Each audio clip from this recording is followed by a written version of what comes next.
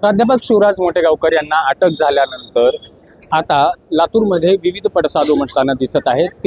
नीट पेपरफुटी प्रकरणामधले जे आता प्राध्यापक शिवराज मोठेगावकर आहेत त्यांना आज अटक झालेली आहे आणि यानंतर आत्ता आपण पाहतोय की शिवसेनेच्या तर्फे एक आंदोलन करण्यात आलेलं आहे। आत्ता आपल्या सोबत ते शिवसैनिक आहेत। त्याला नेमकं काय स्वरूपाचं आंदोलन?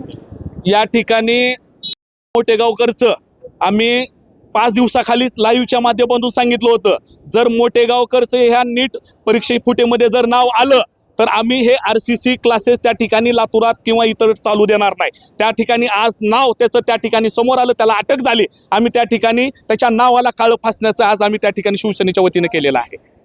बरं, आता नाव समोर आलेलं आहे, यापुढची भूमिका काय असणार आहे? कारण तुम्ही आत्ता अनेक आरोप बोलताना केलेले आहेत, त्यापैकी महत्त्वाचा आरोप म्हणजे हा जो ट्युशन एरिया आहे हा मुख्यतः औद्योगिक वसाहत म्हणून ओळखली जाते आणि आता इथे सगळे ट्युशन क्लासेस या मुद्द्याला पण तुम्ही हात घातलेला आहे। काय तो नेमका मुद्दा?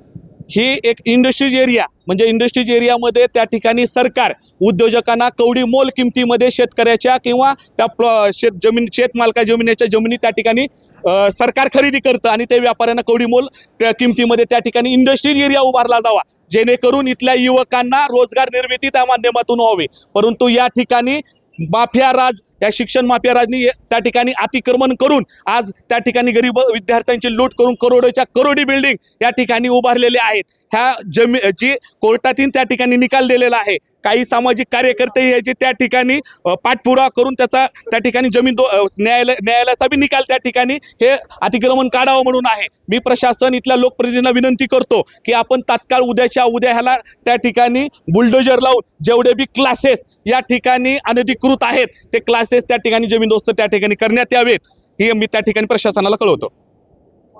बरं, यासोबतच कुलकर्णी आणि मोठेगावकर या दोघांचंही नाव आता समोर आले आणि ते दोघे मुख्य आरोपी तर मूळ हा लातूरचाच निघालेला आहे आणि आता मोठेगावकर सर यांचे नाव समोर येतं। कसं पाहता एक लातूरकर? कुलकर्णी हा जरी लातूरचा असला तरी त्याचं घर बीडमध्ये आहे आणि ह्या ठिकाणी परंतु आम्ही कुठंतरी एक चांगलं वाटलं की आपल्या लातूरचं नाव त्या ठिकाणी खराब होणार नाही, परंतु मोठेगावकरचं नाव त्या ठिकाणी समोर येऊन त्याला अटक झाली आणि ह्या दोघांचं कनेक्शन जर आपण पाहिलं, चौकशी जर केली तर कुलकर्णी हे निवृत्त प्राध्यापक असून हे मोठेगावकरच्या इथं मला वाटते सोबत त्यांनी काम बी केलेलं आहे आणि त्या ठिकाणी दोघांचं सूत एकदम जुळलेलं आहे। आणि जर मोठेगावकरची जर कसून चौकशी केली तर जुने भरपूर प्रकरणं बाहेर निघून हे लातूरकरांना पहिल्या प्रकरणाची बी सत्यता कळेल। तर यासोबत आताही CBI कडून चौकशी करण्यात येते त्यांची आणि आता लातूर पॅटर्न कुठेतरी धक्का लागला असं वाटतं? लातूर पॅटर्नला धक्का कदापि लागणार नाही, कारण असल्या माफिया राज भूमिया माफिया राज असल्यामुळे लातूर पॅटर्न कधीही नव्हतं। इथले सांस्कृतिक माननीय स्वर्गीय विलासराव देशमुख साहेब असतील, त्या ठिकाणी सर्व सामाजिक चळवळीतले सर्व नेते असतील, तुमच्यासारखे पत्रकार असतील, यांच्यामुळे शिक्षण क्षेत्रात शाहू कॉलेज असतील, त्या ठिकाणी केशवराव शाळा असेल, विविध त्या ठिकाणी महाविद्यालय, यांच्यामुळे लातूर पॅटर्न वेगवेगळ्या कलावंतामुळे लातूर पॅटर्न अबाधित आहे आणि पुढेही राहणार।